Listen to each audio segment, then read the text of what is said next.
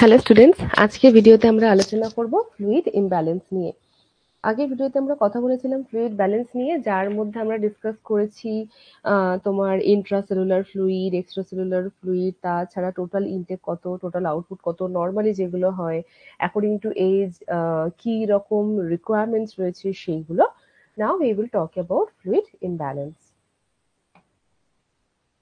ওকে, এবার যখন আমরা ফ্লুইড ইমব্যালেন্সের কথা বলবো তখন একটা জিনিস আমাদেরকে মাথায় রাখতে হবে যে in case of fluid imbalance মানে হচ্ছে যে what ever fluid is present inside of A body, যদি সেটাকে মেনটেন করতে failure to maintain or regulate the amount of liquid present in the body, যদি সেটাকে ফেল হয়ে যায়, যদি সে যে মেকানিজম মেনটেন করার যে মেকানিজম বা রেগুলেশন যে প্রসেস সেটা যদি ফেল করে যায় তাহলে ফ্লুইড ইমব্যালেন্স দেখা দেয়।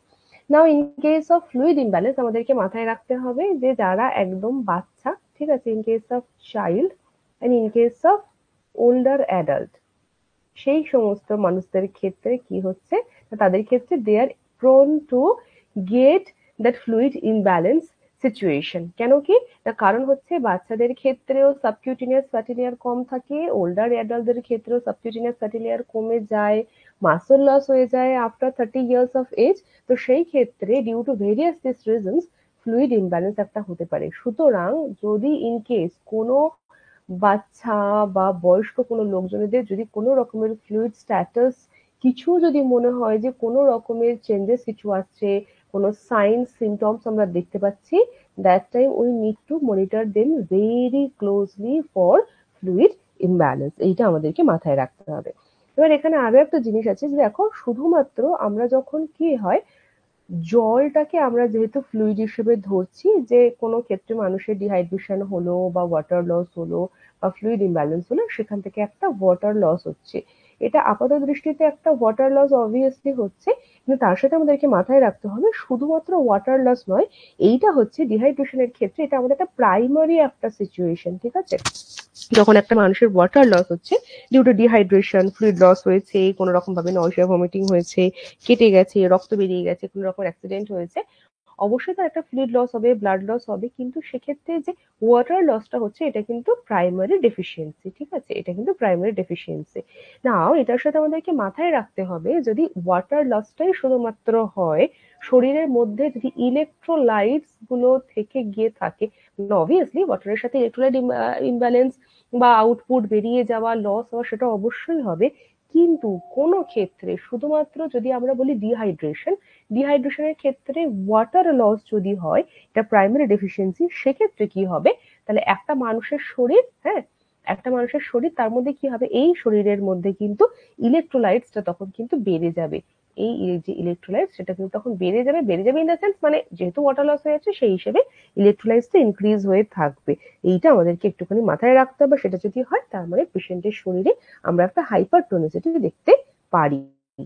ওকে, তাহলে ফ্লুইড ইমব্যালেন্স কি? ফ্লুইড ইমব্যালেন্স হচ্ছে failure of regulation of the amount of liquid present in the body. শরীরে যে লিকুইডটা প্রেজেন্ট রয়েছে সেটাকে যদি প্রপারলি রেগুলেট না করা যায়, যদি প্রপারলি রেগুলেশন না হয়, ফেল করে যায়, তাহলে হচ্ছে আমরা ফ্লুইড ইমব্যালেন্স দেখতে পারি। আচ্ছা, না ফ্লুইড ইমব্যালেন্সের ক্ষেত্রে আমরা মেনলি দুটো টার্ম পাবো, একটা হচ্ছে হাইপোভলিমিয়া, একটা হচ্ছে হাইপারভলিমিয়া। তো হাইপোভলিমিয়ার ক্ষেত্রে কি না, আমরা আরো অনেকগুলো টার্ম একসাথে পাবো, সেটা হচ্ছে ফ্লুইড ভলিউম ডেফিসিট বা negative fluid balance or dehydration. তো হাইপোভলিমিয়াকে বেসিক্যালি আমরা ডিহাইড্রেশনও বলতে পারি, নেগেটিভ ফ্লুইড ব্যালেন্সও বলতে পারি, ফ্লুইড ভলিউম ডেফিসিটও বলতে পারি। এবার এর সাথে হচ্ছে অনেকগুলো রিজনস আমরা দেখতে পাই, অনেকগুলো কন্ডিশনস আমাদের চলবে, সেগুলো কি কি আমরা দেখবো। সেটা হচ্ছে যদি কোনো সিচুয়েশনে হাইপোভলিমিয়াটা যখন হচ্ছে আমাদেরকে এটা মাথায় রাখতে হবে, লেস ফ্লুইড ইনটেক যদি কারোর হয় বা fluid lot leads to hypovolaemia, কারোর শরীরে লেস ফ্লুইড ইনটেক হলো, এটা আমাদের শরীরের সাথে কিন্তু নর্মালি একটা হয়।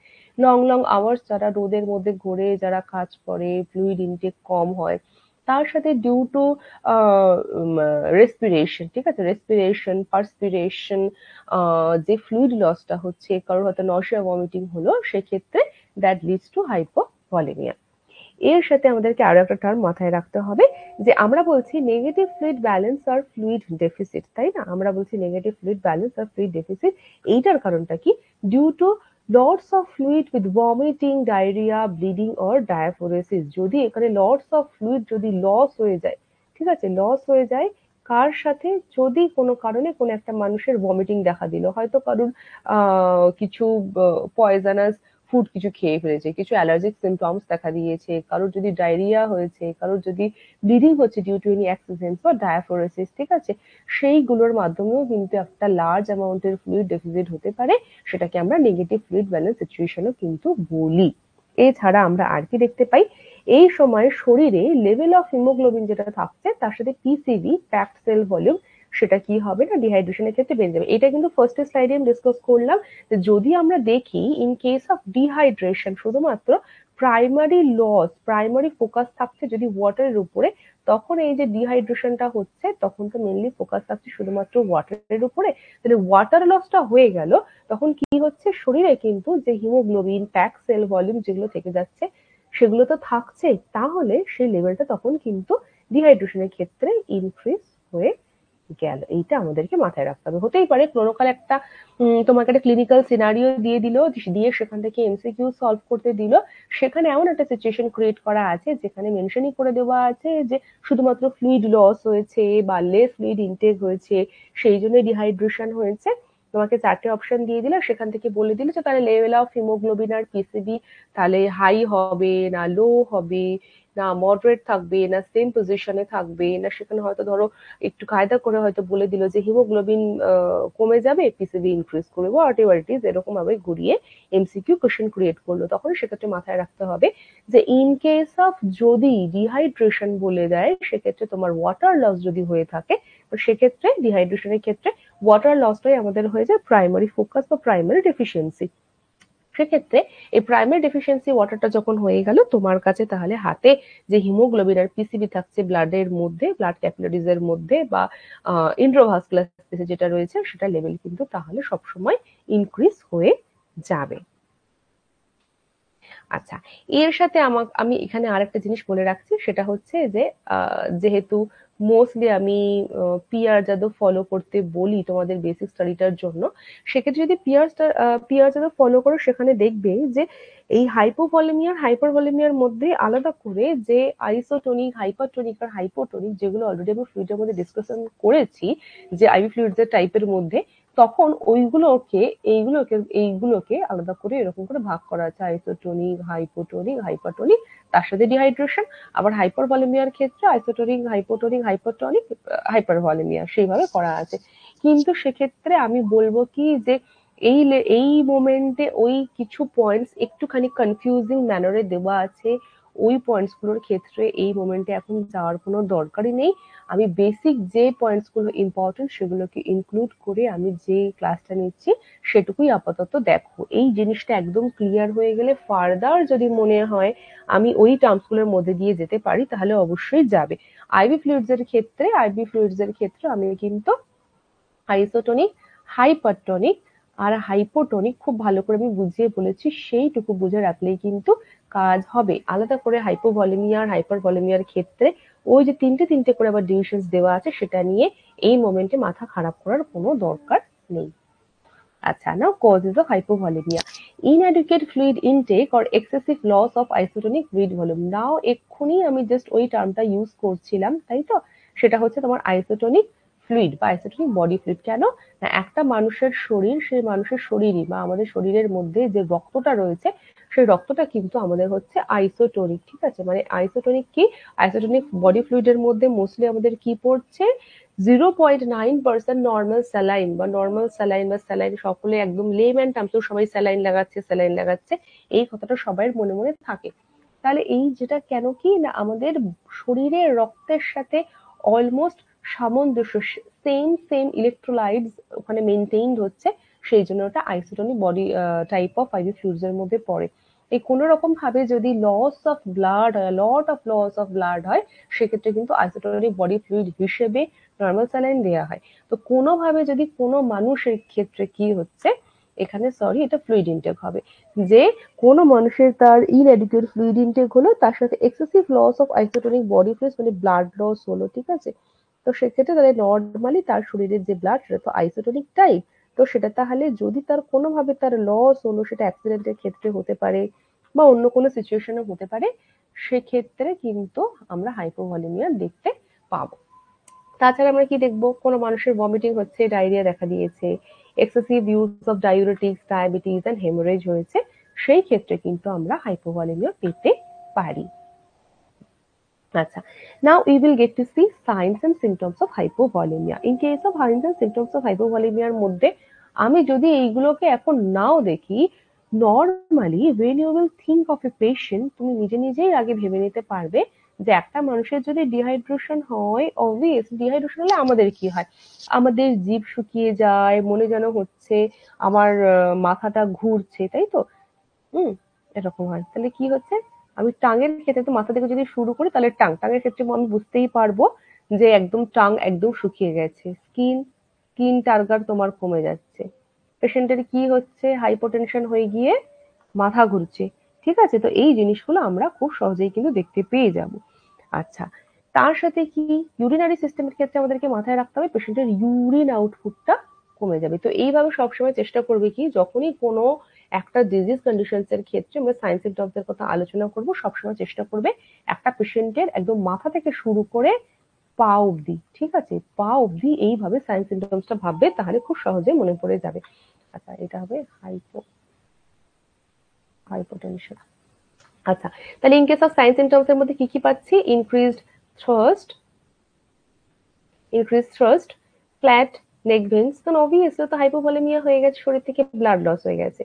হাইপোটেনশন এন্ড অর্থোস্ট্যাটিক হাইপোটেনশন, সেটাও কিন্তু আমরা দেখতে পাবো। অর্থোস্ট্যাটিক হাইপোটেনশনের আরেকটা নাম কি, সেটা হচ্ছে পস্টারাল হাইপোটেনশন। ইন কেস অফ নিওনেটস, বেবিদের ক্ষেত্রে, নিওনেটস এর ক্ষেত্রে আমরা কি কি পাবো, এটা খুব জরুরি, এটা দিয়ে কিন্তু এমসিকিউ কোশ্চেন আসে, সেটাকে একটুখানি মাথায় রাখবে। এটা বেশ জরুরি যে নিওনেটস এর ক্ষেত্রে যদি হাইপোভলিমিয়া হয় আমরা কি দেখতে পাবো, আমরা সানকেন ফন্টানেলস আর আইবলস দেখতে পাবো, দেখতে পাবো। এছাড়া কি কি দেখবো, decrease CVP, oliguria, constipation, dyspnea, increased rate and rate of respiration, dry skin, mouth along with poor turgor, increased osmolality, hematocrit, BUN and urine specific gravity। এই জিনিসগুলো আমরা হাইপোভলিমিয়ার ক্ষেত্রে একটা পেশেন্টের ক্ষেত্রে বা কোনো মানুষের ক্ষেত্রে আমরা দেখতে পাবো। আচ্ছা, ইন কেস অফ হাইপারভলিমিয়া, না অলরেডি আমরা হাইপারভলিমিয়াতে চলে এসেছি, হাইপারভলিমিয়ার ক্ষেত্রে কি দেখতে পাবো, এর বাকি টার্মস গুলো হলো ফ্লুইড ভলিউম এক্সেস বা ফ্লুইড ওভারলোড যদি কোনোভাবে হয়ে যায়, সেক্ষেত্রে that situation will be known as hypervolaemia. তাহলে কোনো মানুষের শরীরে যদি অ্যাবনর্মালি ফ্লুইড ইনক্রিজ হয়ে যায়, ঠিক আছে, ফ্লুইড যদি ইনক্রিজ হয়ে যায় তাহলে কিন্তু সেটাকে আমরা বলবো হাইপারভলিমিয়া। এখানে দুটো জিনিস আমি তোমাদেরকে বলবো, সেটা হচ্ছে এক, ইন্ট্রাভাস্কুলার স্পেস, ঠিক আছে, ইন্ট্রাভাস্কুলার স্পেস যদি ব্লাডের ক্যাপিলারির মধ্যে যদি কোনোভাবে এক্সেস বা abnormally increase of fluid volume হয়ে যায়, সেক্ষেত্রে এটাকে হাইপারভলিমিয়া বলবো। সেটা যদি নাও হয়, এই যে intravascular space, extravascular space, cells, এই যে এক্সট্রা স্পেসেস গুলো রয়েছে, এই জায়গাগুলোতেও যদি ফ্লুইড ইনক্রিজ হয়ে যায় তাহলে আমরা এটাকে কিন্তু হাইপারভলিমিয়া বলবো। তাহলে সোজা হবে কিভাবে মনে রাখবো, একটা মানুষের শরীরে যত পরিমাণ ফ্লুইড থাকার কথা যদি তার থেকে বেশি ফ্লুইড হয়ে যায়, যদি এক্সেসিভ হয়ে যায়, ফ্লুইড ওভারলোড হয়ে যায়, সেই সিচুয়েশনটা হয়ে যাবে হাইপারভলিমিয়া, অ্যাবনর্মাল ইনক্রিজ অফ ফ্লুইড, ঠিক আছে, অ্যাবনর্মাল ইনক্রিজ অফ ফ্লুইড বা circulating fluid in circulating volume or extracellular space. Now the causes are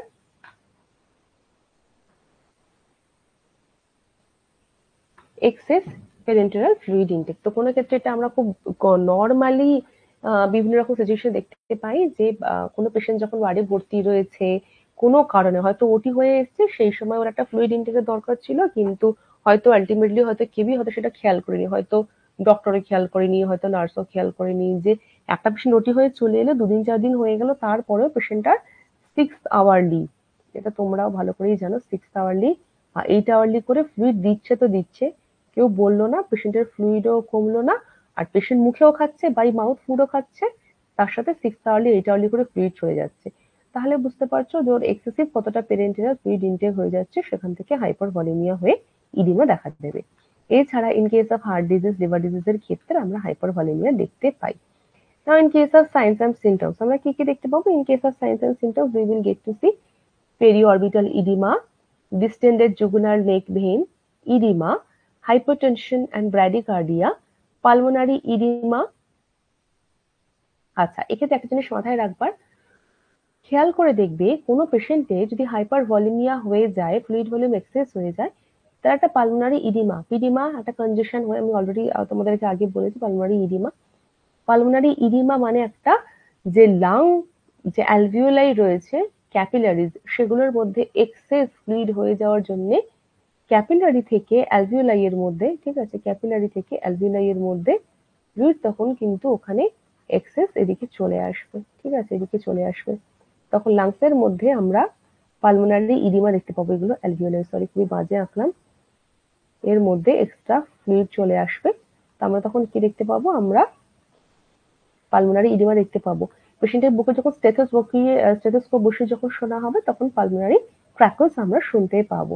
এর সাথে কি দেখতে পাবো? Pounding rapid pulse, increase BP and CVP, polyuria দেখতে পাবো। তাহলে হাইপোভলিমিয়ার ক্ষেত্রে দেখতে পেলাম অলিগুরিয়া, আর হাইপারভলিমিয়ার ক্ষেত্রে দেখতে পাবো পলিউরিয়া। পেল ফুল স্কিন, ওয়েট ইনক্রিজ, ঠিক আছে, ওয়েট এখানে ইনক্রিজ করবে, অনেক বেশি ওজন হয়ে যাবে পেশেন্টের, অ্যাসাইটিস। তাহলে থার্ড স্পেস বা এক্সট্রা স্পেসে ফ্লুইড অ্যাকিউমুলেট হবে, যেটা আগের দিন ফ্লুইড ব্যালেন্সের ক্ষেত্রে আমি ডিসকাস করেছি, তার থেকে আমরা অ্যাসাইটিস দেখতে পাবো। তার সাথে কি দেখবো? Decrease osmolarity, haematocrit, BUN and urine specific gravity. কেন না? ফ্লুইড বেড়ে গেছে, তাই এগুলো ডিক্রিজ হয়ে যাবে। আচ্ছা, now including this hypovolaemia and hypervolaemia আমরা কি দেখবো? ম্যানেজমেন্ট, কি ম্যানেজমেন্ট করা হচ্ছে। তাহলে ইন কেস অফ ম্যানেজমেন্ট, যখন ম্যানেজমেন্ট শুরু হবে সবসময় ডিপেন্ড করবে যে কারণটা কি, cause, treatment depends on cause and patient's renal, cardiac and hepatic functions. পেশেন্টের রেনাল, কার্ডিয়াক, হেপাটিক ফাংশনসটা কি হচ্ছে তার উপরে ডিপেন্ড করবে।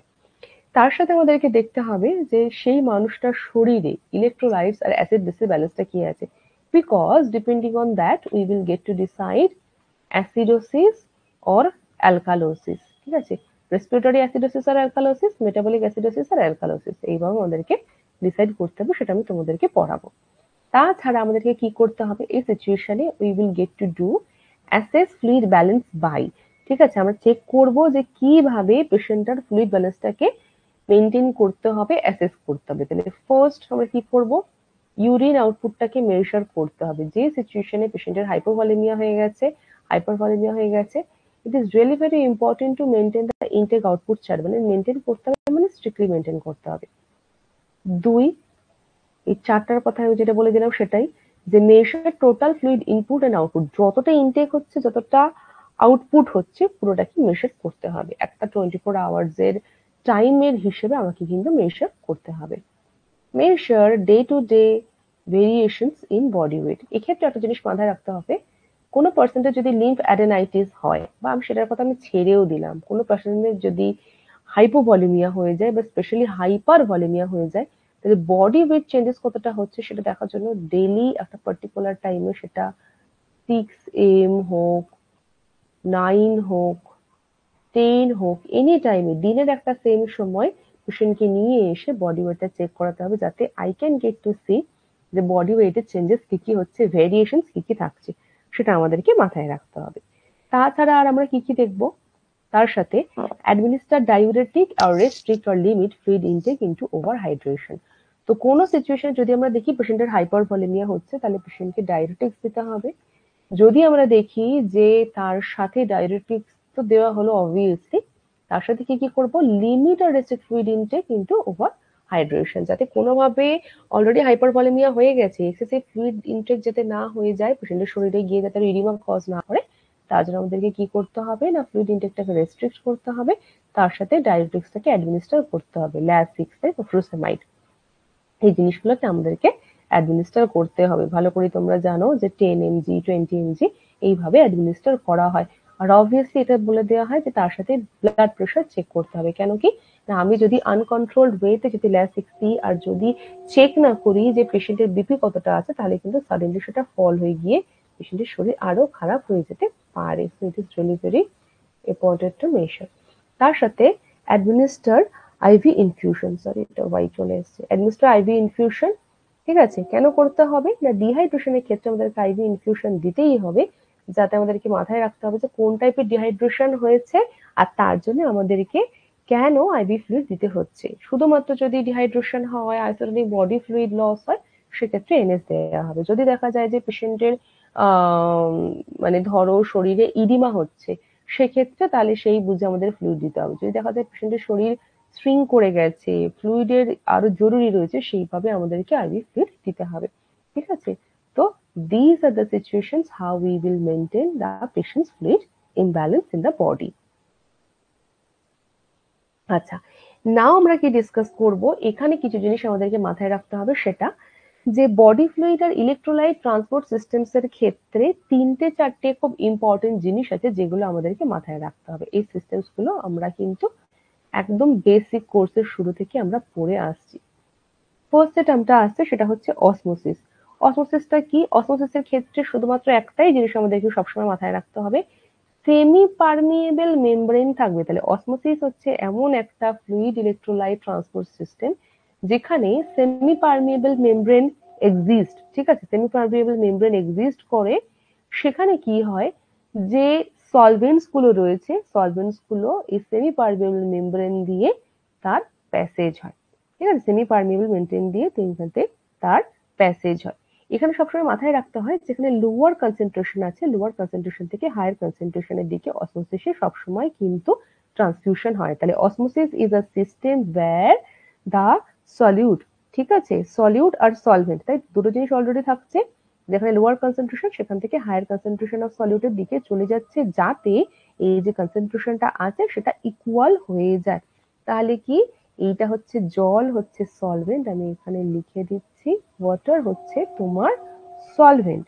ঠিক আছে, আমার যে ইলেকট্রোলাইটস গুলো আছে সেগুলো কারা, সেগুলো হচ্ছে solute. In case osmosis what exactly happens, the solvent মানে ওয়াটার এদিকে চলে যাচ্ছে, পাস থ্রু করছে through the semi permeable membrane from the region of lower concentration of solute to higher concentration of solute. এদিকে হচ্ছে কম সলিউট ছিল, electrolytes কম ছিল, semi permeable মেমব্রেনটাকে ছাড়িয়ে দিয়ে এদিকে ছিল বেশি পরিমাণে সলিউট। তাহলে এখানে যেহেতু বেশি জল আছে, কম সলিউট আছে, আর এদিকে সলিউটের হিসেবে জল কম আছে, তাই লোয়ার কনসেন্ট্রেশন অফ সলিউট থেকে হায়ার কনসেন্ট্রেশন অফ সলিউটের দিকে চলে গেল। কেন, কেন কি না, এই যে তোমার মিক্সিং যেটা হয়ে রয়েছে সলিউট আর সলভেন্টের, সেটা যাতে ইকুয়ালাইজ হয়ে যায় অফ দিস টু সলিউশনস। তো এখানে আমাদেরকে মাথায় রাখতে হবে যে যখন এই অসমোসিস প্রসেস হবে, সবসময় এটা ডিপেন্ড করবে যে এই দুটো দিকের যে অসমোটিক প্রেশার, যে সলিউশনের যে অসমোটিক প্রেশার রয়েছে মেমব্রেনের দুপাশে, তাদের কতটা ডিফারেন্স হচ্ছে, সেই ডিফারেন্সের উপরে ডিপেন্ড করে যতক্ষণ না এই সলিউট আর সলভেন্টের রেশিওটা সমান সমান হয়ে যাবে, মেমব্রেনের দুদিকে সমান সমান হয়ে যাবে, ততক্ষণ কিন্তু এই ট্রান্সফিউশনটা হতেই থাকবে, এই ট্রান্সফার অফ সিস্টেম সেটা কিন্তু হতে থাকবে। ঠিক আছে, তাহলে সলভেন্ট এটা পাস থ্রু করে যাবে, জল কমের দিক থেকে বেশি অফ সলিউটের দিকে চলে যাবে, যাতে দুটো ইকুয়াল হয়ে যায়। ওকে, আচ্ছা, next we will get to see diffusion. In case of diffusion, diffusion তাহলে কি, ডিফিউশনের ক্ষেত্রে একটা জিনিস আমাদেরকে মাথায় রাখতে হবে, সেটা হচ্ছে ডিফিউশন হচ্ছে এমন একটা প্রসেস, যে প্রসেসের মাধ্যমে এই যে মলিকিউলস গুলো রয়েছে, মলিকিউল সলিউশনের যে মলিকিউলস গুলো রয়েছে, সবসময় হায়ার কনসেন্ট্রেশন থেকে লোয়ার কনসেন্ট্রেশনের দিকে যায়। তাহলে যদি আমি মনে করি যে একটা পাত্রের মধ্যে আমি জাস্ট চিনি গুলতে শুরু করলাম, ঠিক আছে, আমি যদি গুলতে শুরু নাও করি, চামচ দিয়ে চিনি দিয়ে এইভাবে আমি রেখে দিলাম, তাহলে এখানে হায়ার কনসেন্ট্রেশন হয়েছিল। আর বাকি জলের মধ্যে সুগার পাইপ ছিল না বললেই চলে বা লোয়ার কনসেন্ট্রেশন হয়েছিল। তাহলে আমি যখন চামচটাকে চিনি দিয়ে ডুবিয়ে রাখলাম তাহলে এটা কি হয়ে গেল, এই মলিকিউলস গুলো বা যে সলভেন্ট হয়ে গেল, সরি সলিউট হয়ে গেল, এইটা কিন্তু তাহলে হয়ে গেল কি করবে না হাই কনসেন্ট্রেশন থেকে লোয়ার কনসেন্ট্রেশনের দিকে চলে যাবে। এটা আমাদেরকে মাথায় রাখতে হবে যে কখনো কখনো এই যে ডিফিউশন হবে সেখানে একটা সিলেক্টিভ পারমিয়েবল মেমব্রেন থাকতে পারে, ঠিক আছে, সিলেক্টিভ পারমিয়েবল মেমব্রেন থাকতে পারে যার মাধ্যমে এই ট্রান্সফার বা ডিফিউশনটা হবে। হ্যাঁ, আমি এখানে জাস্ট ইজিলি ওয়েতে বোঝানোর জন্য আমি স্পুন দিয়ে এই এক্সাম্পলটা দিলাম। ইন কেস অফ ডিফিউশন আমাদেরকে এটা মাথায় রাখতে হবে যে দুই টাইপের আমরা ডিফিউশন দেখতে পাই, facilitated diffusion and active transport. In case of facilitated diffusion কি হয়, the movement of a substance such as glucose through a cell membrane with the help of membrane protein acting as a carrier molecules. In case of facilitated, তাহলে আমাকে এই টার্মটা দেখে মাথায় রাখতে হবে যে কেউ একজন আছে যার মাধ্যমে যেতে হেল্প করছে। তাহলে এই মেমব্রেনের মাধ্যমে যখন এদিকে হায়ার কনসেন্ট্রেশন রয়েছে, মেমব্রেনের মাধ্যমে যে চ্যানেল প্রোটিনস গুলো থাকে, তাহলে চ্যানেল প্রোটিনস এর মাধ্যমে এদিকে হায়ার কনসেন্ট্রেশন অফ যে সলিউট গুলো রয়েছে, মলিকিউলস গুলো রয়েছে, সেগুলো চ্যানেল প্রোটিনের মাধ্যমে সেলের ভিতরের দিকে প্রবেশ করছে বা সেলের হাই কনসেন্ট্রেশন থেকে লো কনসেন্ট্রেশনের দিকে চলে যাচ্ছে সেল মেমব্রেনের মাধ্যমে, ঠিক আছে, বা প্রোটিন মেমব্রেনের মাধ্যমে। তো এটা হচ্ছে diffusion. In case of diffusion first আমি বললাম ফ্যাসিলিটেটেড ডিফিউশন, যে যখন আমাদের ক্ষেত্রে কি হয়, আমাদের শরীরে আমরা যখন খাবার খাই, যখন আমরা ফুড ইনটেক করি, তখন সেই ফুড গুলো কি হয় গ্যাস্ট্রোইন্টেস্টিনাল ট্র্যাক্টে গিয়ে স্টমাকের পর থেকে যাওয়ার পর থেকে ভেঙে ভেঙে ভেঙে ভেঙে ছোট্ট ছোট্ট গ্লুকোজ মলিকিউলে তৈরি হয়। সেই গ্লুকোজ মলিকিউলস গুলো তাহলে চলে আসছে কিন্তু সেলের কাছাকাছি, সেলের ভিতরে ঢোকবার জন্য। আমাদের প্যানক্রিয়াসের আইলেটস অফ ল্যাঙ্গারহ্যান্স থেকে ইনসুলিন যে হরমোনস আছে সেই ইনসুলিন হরমোন এসে হেল্প করছে এই চ্যানেল প্রোটিন গুলোর যে ডোর গুলো রয়েছে সেগুলো ওপেন করতে, ঠিক আছে। যখন এই ডোর গুলোকে ওপেন করে দিচ্ছে তখন কি হচ্ছে, এই যে মেমব্রেনের মধ্যে যে মেমব্রেন প্রোটিন গুলো রয়েছে, মেমব্রেন প্রোটিন গুলো ইনসুলিনের জন্য ওপেন হয়ে যাচ্ছে, আর যে গ্লুকোজ গুলো রয়েছে সেলের বাইরে থেকে সেলের ভিতরের দিকে ঢুকে যাচ্ছে। ওকে, সো এই আমি এক্ষেত্রে বলতে পারি এই যে মেমব্রেন প্রোটিন বা চ্যানেল প্রোটিন এটা একটা ক্যারিয়ার মলিকিউল হিসেবে কাজ করে, মানে ওর মাধ্যমে প্রোটিনটার সেলুলার মেমব্রেনের বাইরের দিকে যে গ্লুকোজ রয়েছে ও বাইরের দিক থেকে ভিতরের দিকে চলে যাচ্ছে, হাই কনসেন্ট্রেশন থেকে সেলের মধ্যে কিছু ছিল না লো কনসেন্ট্রেশনের দিকে এইভাবে ও চলে যাচ্ছে। তো this is facilitated diffusion. Okay, active transport, active ট্রান্সপোর্টের ক্ষেত্রে আমাকে মাথায় রাখতে হবে যে টার্মটা দেখে আমি বুঝতে পারছি অ্যাক্টিভ, জিনিসটা অ্যাক্টিভ হয়ে রয়েছে। এখানে সবসময় আমাদেরকে এটা ধরে নিতে হবে অ্যাক্টিভ ট্রান্সপোর্টের ক্ষেত্রে কি হয়, this is a kind of transport system where which move molecules or ions against concentration or electrochemical gradient osmotic pressure। ঠিক আছে না, সবসময় এটা আমাদেরকে মাথায় রাখতে হবে এটা এমন একটা ট্রান্সপোর্ট সিস্টেম যেখানে আয়ন গুলো সেখানে যাই কনসেন্ট্রেশন হোক না কেন তার অপোজিটে, ঠিক আছে, তার অপোজিটে কিন্তু যেতে পারে। কেন কি না, with the help of this electrochemical gradient osmotic pressure, সেইগুলোর দ্বারা কিন্তু এই কনসেন্ট্রেশনের এগেনস্টে গিয়ে কিন্তু কাজ করতে পারে। এখানে একটা জিনিস আমরা ধরে নেব বা মাথায় রাখবো, সেটা হচ্ছে যে এই প্রসেসের ক্ষেত্রে যেহেতু এটা অ্যাক্টিভ ট্রান্সপোর্ট, এখানে অলওয়েজ উই নিড এনার্জি, ঠিক আছে, always we need energy, ATP molecules লাগবে, সেই জন্য একটা মেটাবলিক কাজ হবে, তো মেটাবলিক ফাংশন হবে শরীরে, এটিপি ক্রিয়েশন হবে, তারপরে কিন্তু অ্যাক্টিভ ট্রান্সপোর্ট হবে। In case of active transport একটা পিকচার রেখেছি দেখো, সেখান থেকে দেখে বুঝতে পারবে। আগেটার ক্ষেত্রে কি ছিল, ফ্যাসিলিটেটেড ডিফিউশনের ক্ষেত্রে গ্লুকোজটা ক্যারিয়ার মলিকিউলস এর মাধ্যমে অটোমেটিক্যালি চলে যাচ্ছিল। In case of active transport আমরা দেখতে পাবো শুধু শুধু কিন্তু যাবে না, এখানে একটা মেটাবলিক যে ফাংশন বা মেটাবলিক ওয়ার্কের পরে একটা এটিপি প্রোডাকশন হবে। যখন এটিপি প্রোডাকশন হবে তার মানে এটা একটা অ্যাক্টিভ ট্রান্সপোর্ট হয়ে গেল, একটা এনার্জি পেলো। তখনই এখানে যে মলিকিউলস গুলো আছে তখন এটা যে কনসেন্ট্রেশন, যাই কনসেন্ট্রেশন থাকুক না কেন, সেটা লেসও হতে পারে বা হাইও হতে পারে বা যাই বা হতে পারে, বা যদি ধরো পার্সনের এই সিচুয়েশনে সেলুলার প্লেসে যদি গ্রেডিয়েন্ট বা অসমোস্ট্যাটিক অসমোটিক প্রেসার যাই থাকুক না কেন, ও কিন্তু প্রেসারের এগেনস্টে গিয়ে সেটাকে ট্রান্সপোর্ট করাতে পারে। So this is active transport.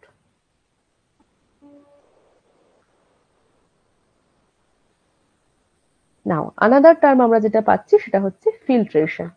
Another term আমরা যেটা সেলুলার ট্রান্সপোর্ট ক্ষেত্রে আমরা পাই সেটা হচ্ছে ফিল্ট্রেশন।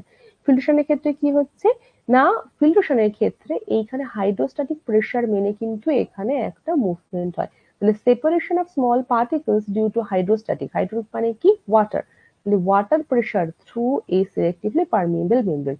তাহলে এখানে একটা সিলেক্টিভলি পারমিয়েবল মেমব্রেন থাকবে, আর তার মাধ্যমে যে স্মল পার্টিকলস গুলো আছে হাইড্রোস্ট্যাটিক প্রেসারের মাধ্যমে যেগুলো রয়েছে সেমি পারমিয়েবল মেমব্রেনের মধ্যে দিয়ে সেটার কিন্তু সেপারেশন হয়ে যাবে। So this is filtration. এখানে আরো একটা জিনিস আমরা বলতে পারি যে ফিল্ট্রেশন হচ্ছে এমন একটা প্রসেস যেখানে সলিউট আর সলভেন্ট হাইড্রোস্ট্যাটিক প্রেসারের মাধ্যমে এটা মুভ করে বা সেপারেট হয়ে যায়, হোয়াট এভার ইট ইজ, দুটো টার্মই আমরা ব্যবহার করতে পারি। যে এক হচ্ছে ফিল্ট্রেশন প্রসেসের মাধ্যমে হাইড্রোস্ট্যাটিক প্রেসার রয়েছে সেটার মাধ্যমে সেমি পারমিয়েবল পারমিয়েবল মেমব্রেনের মাধ্যমে যে স্মলার পার্টিকলস গুলো রয়েছে সেগুলো কিন্তু মুভ করে বা সেগুলো সেপারেট করে। আচ্ছা, ইন কেস অফ ফিল্ট্রেশন দুটো টার্ম আমরা পাই। ফার্স্টে আমি হাইড্রোস্ট্যাটিক প্রেসারের কথা বলেছি, তার সাথে কলোয়েডাল অসমোটিক প্রেসারও কিন্তু চলে। তো মেইনলি দুটো ভাবে কাজ করে, এক হচ্ছে হাইড্রোস্ট্যাটিক প্রেসার আর কলোয়েডাল অসমোটিক প্রেসার, এই দুটো প্রেসারের মাধ্যমে ফিল্ট্রেশন কাজ করে। হাইড্রোস্ট্যাটিক প্রেসার বা ওয়াটার কি, এটা মানে হচ্ছে বেসিক্যালি ওয়াটার। তাহলে the pressure exerted by the weight of is solution, তাহলে সলিউশনের মধ্যে যে সলভেন্ট রয়েছে মেইনলি যেটা ফ্লুইড বা ওয়াটার, সেটা যে প্রেসার দিচ্ছে যার জন্য মুভমেন্ট হচ্ছে সেটা হচ্ছে hydrostatic pressure. Colloidal osmotic pressure কি, বা কলোয়েডাল অসমোটিক প্রেসারকে কিন্তু অঙ্কোটিক প্রেসারও বলে, এটা খুব জরুরি একটা টার্ম। কেন কি না, অসমোটিক প্রেসার বা oncotic pressure exerted by colloids in a solution, mainly albumin, এটাকে আমি এক্সাম্পল হিসেবে রেখেছি। তাহলে একটা সলিউশনের মধ্যে যখন কলয়েডস গুলো যে প্রেসারটা দিচ্ছে তার ফলে যে মুভমেন্টস হচ্ছে সেটা হচ্ছে কলোয়েডাল অসমোটিক প্রেসার বা অঙ্কোটিক প্রেসার।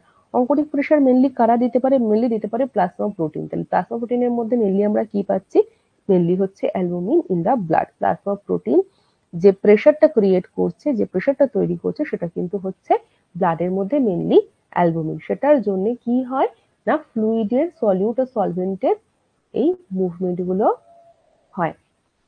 আচ্ছা, another third term we are getting, that is net filtration pressure, net filtration pressure। net filtration pressure nothing but আমরা ফার্স্টে পড়লাম হাইড্রোস্ট্যাটিক প্রেসার আর কলোয়েডাল অসমোটিক প্রেসার বা অঙ্কোটিক প্রেসার, এই দুটোর মধ্যে যে ডিফারেন্স সেটাকে বলা হচ্ছে নেট ফিল্ট্রেশন প্রেসার।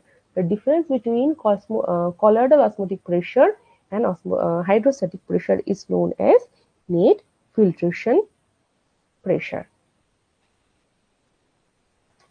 আচ্ছা, নাও ইন কেস ইলেকট্রোলাইটস এর মধ্যে আমরা কি কি পাচ্ছি, এক্সট্রাসেলুলার ফ্লুইড এর মধ্যে আমরা কিছু কিছু ইলেকট্রোলাইটস পাচ্ছি। ইলেকট্রোলাইটস এ যাওয়ার আগে কিছু কিছু টার্মস আমরা একটুখানি মনে রাখবো, সেটা হচ্ছে ইলেকট্রোলাইটস। তাহলে ইলেকট্রোলাইটস কি, ইলেকট্রোলাইটস হচ্ছে যে এমন একটা সলিউশন যেখানে তার মধ্যে যে সলভেন্টস গুলো রয়েছে তার একটা চার্জেস রয়েছে, সেটা নেগেটিভও হতে পারে বা পজিটিভও হতে পারে, ঠিক আছে, সেটা সেলের মধ্যে থাকতে পারে, সেটা ব্লাডের ইন্ট্রাভাস্কুলার স্পেসের মধ্যে থাকতে পারে। ওইগুলো কি হচ্ছে না, এটা এমন একটা জিনিস, এমন কিছু কিছু পার্টিকেলস থেকে যাচ্ছে যেগুলো ইলেকট্রিক চার্জেস বয়ে নিয়ে চলে, হ্যাঁ, নেগেটিভ হতে পারে, পজিটিভ হতে পারে। কার মধ্যে থাকে, ব্লাডের মধ্যে থাকে, টিস্যু ফ্লুইডের মধ্যে থাকে, সেলের মধ্যে থাকে, এটা প্লাসও হতে পারে মাইনাসও হতে পারে। আচ্ছা, ইন কেস অফ এখানে এক্সট্রাসেলুলার ফ্লুইডের মধ্যে আমরা যে কমন ক্যাটায়ন বা অ্যানায়ন গুলো পাই সেটা হচ্ছে ফার্স্টে সোডিয়াম। তাহলে সোডিয়াম Na+ দিয়ে আমরা লিখি, এটা হচ্ছে most abundant cation in extracellular fluid. এইটা আমাদেরকে খুব ভালো করে মনে রাখতে হবে এক্সট্রাসেলুলার ফ্লুইডের জন্য। তাহলে এক্সট্রাসেলুলার ফ্লুইড মানে কি, সেলের বাইরে, ঠিক আছে, সেলের বাইরে এই জায়গাগুলো, এগুলোর মধ্যে থাকবে না তা নয়, বাট মেনলি ও বাইরে প্রচুর পরিমাণে ঘুরে বেড়ায়, হ্যাঁ, এই জায়গাগুলোতে রয়েছে। তাহলে সোডিয়াম, তাহলে সোডিয়াম Na+ দিয়ে আমরা লিখি, this is the most abundant cation in extracellular fluid. তার মানে এই সমস্ত স্পেসে প্রচুর পরিমাণে সোডিয়াম আমরা দেখতে পাই। It almost from 90% of the cation present in the extracellular fluid. আমাদের গোটা শরীরে যত পরিমাণে ফ্লুইড আছে তার 90%ই হচ্ছে এই সোডিয়াম ক্যাটায়ন দিয়ে তৈরি হয়।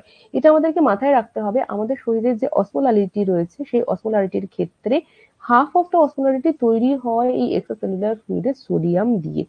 সোডিয়ামের ক্ষেত্রে আমরা এই লেভেলটাকে অবশ্যই মাথায় রাখবো, চার্ট আমি একটা দিয়ে রেখেছি। সোডিয়ামের ক্ষেত্রে 135 to 145 milli equivalent per litre, বা আমরা মিলিমোল পার লিটার হিসেবেও কিন্তু বলতে পারি। এটা যেন মুখস্থ এন্ড থরো থাকে। কেন কি এমসিকিউ দিয়ে যখন কোশ্চেন আসবে একটা ডিক্রিজ লেভেল বা ইনক্রিজ লেভেল দিয়ে কোশ্চেন যদি আসে সেটাকে কিন্তু আমাকে আইডেন্টিফাই করতে হবে। আচ্ছা, ইন কেস অফ সোডিয়াম, তাহলে সোডিয়াম বলে দিলে this is the most abundant cation in extra cellular fluid. Extracellular ফ্লুইডের মধ্যে প্রচুর পরিমাণে সোডিয়াম কিন্তু ঘুরে বেড়ায়, এটা প্রচুর, সব থেকে বেশি। Now will be talking about calcium. Calcium Ca+, এটা হচ্ছে, এটাও কিন্তু প্রচুর পরিমাণে পাওয়া যায়। অবভিয়াসলি সোডিয়ামের মতো না, এটা বডির মধ্যে প্রচুর পরিমাণে পাওয়া যায়। এটাও কিন্তু প্লাস যেহেতু, তাহলে এটাও কিন্তু এক্সট্রা সেলুলার ফ্লুইডের একটা ক্যাটায়ন। এখানে কি হচ্ছে না, ক্যালসিয়ামের ক্ষেত্রে লেভেলটা দেখো 8.5 টু 10.5, এটা আমাদেরকে মাথায় রাখতে হবে। কোন কোন বইতে আমরা কিন্তু পাবো যে 9 টু 11, কোন কোন বই আমরা পাবো 4.5 টু 5.5। এইটা দেখে নেব আমরা, কারণ আয়োনাইজ ক্যালসিয়ামের চার্জেস যে ভ্যালুটা লেখা রয়েছে মোস্টলি এটা ল্যাব ভ্যালুর ক্ষেত্রে দেয়, যে 4.5 টু 5.5, কারণ এটা আয়োনাইজ ক্যালসিয়াম। আদারওয়াইজ যদি Ca++ নর্মালি ধরা হয় সেক্ষেত্রে 8.5 টু 10.5 আমরা বলতে পারি mgdl। Okay, in case of chloride, তাহলে ক্লোরাইড কি না, ক্লোরাইড ক্ষেত্রে এই ক্ষেত্রে হচ্ছে সব থেকে বেশি কিন্তু এক্সট্রাসেলুলার ফ্লুইডের মধ্যে যে অ্যানায়নটা দেখতে পাই, তাহলে এটা মাইনাস, এটা হচ্ছে কিন্তু অ্যানায়ন। ওকে, তাহলে নেগেটিভলি চার্জ, যেগুলো প্লাস সেগুলো পজিটিভলি চার্জ, যেগুলো নেগেটিভ সেগুলো নেগেটিভলি চার্জ, এটা নেগেটিভলি চার্জড। তাহলে এটা সব থেকে বেশি এই অ্যানায়নটা আমরা দেখতে পাই এক্সট্রাসেলুলার ফ্লুইডের মধ্যে। নর্মাল লেভেল কত, 97 টু 105, বা কোনো কোনো জায়গায় আমরা পেতেও পারি 95 to 105 milli equivalent per litre. In case of bicarbonate, তাহলে আমরা বাইকার্বনেট যখন দেখছি this is the second most extra cellular anion, তাহলে এটা মাইনাস, তাহলে এটা অ্যানায়ন, এটা ফার্স্ট সব থেকে সেটা দেখতে পাই, নেক্সট এটা ক্যাটায়ন, দেন এটা অ্যানায়ন, সেকেন্ড অ্যানায়ন। তাহলে এইটার পরেই ক্লোরাইডের পরেই সব থেকে বেশি আমরা দেখতে পাই second mostly seen HCO3- bicarbonate. এখানে সেরাম লেভেল কত হয়, 21 টু 28 মিলিমোল পার লিটার হিসেবে হয়, বা মিলি ইকুইভ্যালেন্ট পার লিটার হিসেবে হয়। কোনো কোনো জায়গায় আমরা 24 থেকে 30, 21 থেকে 28, যে কোনো একটা লেভেল আমরা পাই।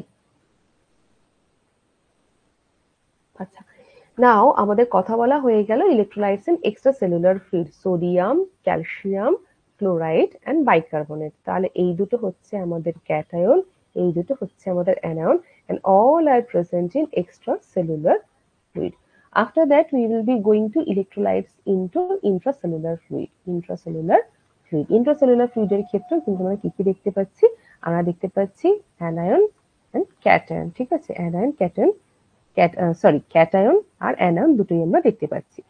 ইন কেস অফ পটাশিয়াম, সব থেকে বেশি কিন্তু ইন্ট্রাসেলুলার ফ্লুইডে পটাশিয়াম সব থেকে বেশি দেখা যায়, the most abundant cation in intracellular fluid. এই ক্ষেত্রে কনসেন্ট্রেশনটা কত, কনসেন্ট্রেশন আমরা মেনলি কি করছে না, it helps to maintain the normal oncotic pressure. ঠিক আছে, তাহলে পটাশিয়াম সেলের মধ্যে যে অঙ্কোটিক প্রেশারটা থাকে, অসমোটিক প্রেশারটা থাকে, অসমোটিক প্রেশারটাকে মেনটেন করতে হেল্প করছে। পটাশিয়ামের নর্মাল লেভেল 3.5 টু 5.5 মিলি ইকুইভ্যালেন্ট পার লিটার, এটা আমাদেরকে মাথায় রাখতে হবে না। In case of magnesium, Mg2+, তাহলে Mg2+ হচ্ছে এইটা এমন একটা ক্যাটায়ন যেটা কিন্তু সেকেন্ড মোস্ট, ঠিক আছে, সেকেন্ড মোস্ট ক্যাটায়ন, এটা সেকেন্ড মোস্ট ক্যাটায়ন, 1.5 টু 2.5 মিলি ইকুইভ্যালেন্ট পার লিটার হিসেবে পাওয়া যায়। ম্যাগনেসিয়ামের ক্ষেত্রে আমরা যে ইম্পর্টেন্ট জিনিসটা মাথায় রাখবো সেটা হচ্ছে এটা 54% বনে থাকে, এটা 54% বনে থাকে, আর 46% রিমেনিং যে ইন্ট্রাসেলুলার ফ্লুইড, মানে ইন্ট্রাসেলুলার ফ্লুইডে আমরা কথা বলছি, আর 1% এক্সট্রাসেলুলার ফ্লুইডে প্রেজেন্ট থাকে। ইন কেস অফ ফসফেট, এটা একটা anion, this is a intracellular anion, এই কনসেন্ট্রেশনের ক্ষেত্রে যথেষ্ট জরুরি একটা অ্যানায়ন। এই ক্ষেত্রে লেভেলটা আমরা মনে রাখবো ফসফেটের 2.8 two 4.5, 2.8 to 4.5. So this is all about electrolytes. Okay, so এইখান থেকে আমরা কথা বললাম